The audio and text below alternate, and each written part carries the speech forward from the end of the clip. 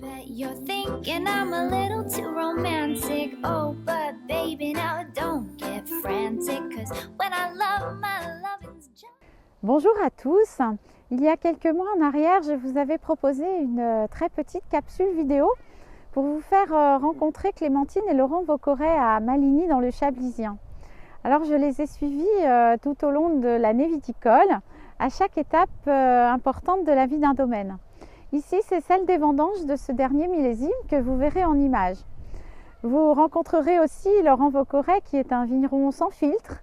Rien n'est caché, il nous fait part de ses méthodes de travail, ne laissant aucune place aux images d'Épinal qui sont souvent parfois proposées par les domaines. Alors n'hésitez pas à leur rendre visite ou à les contacter pour découvrir leur production.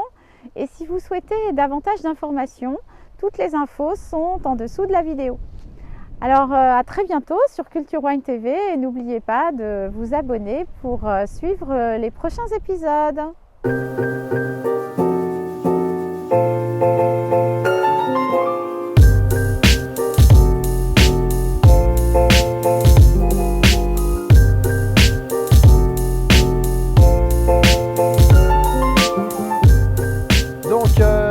Choix de la récolte mécanique au domaine.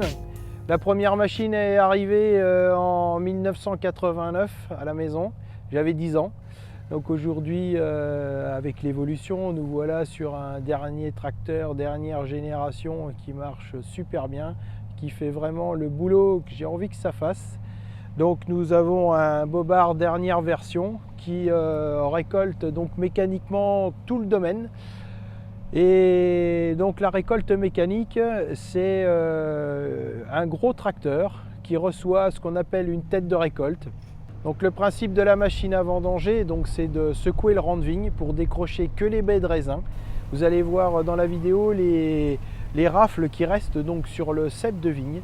Les rafles ne sont pas récoltées. Et tout ça, ça finit temporairement dans une trémie avant de finir dans une benne pour arriver au chai.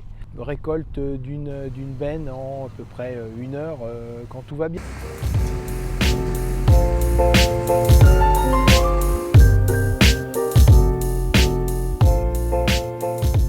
Nous voici arrivés donc aujourd'hui à la période des vendanges, une des plus belles phases sur le domaine, la fameuse récolte.